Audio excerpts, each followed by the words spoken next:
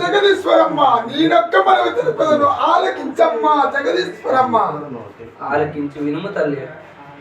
ఆలకించి ఇనుము తల్లి ఇనుము అనొద్దు ఆలకించుము తల్లి అని అంతే జగదీశ్వరమ్మ నీనొక్క మనవి తెలుపదను ఆలకించుము తల్లి అంతే సార్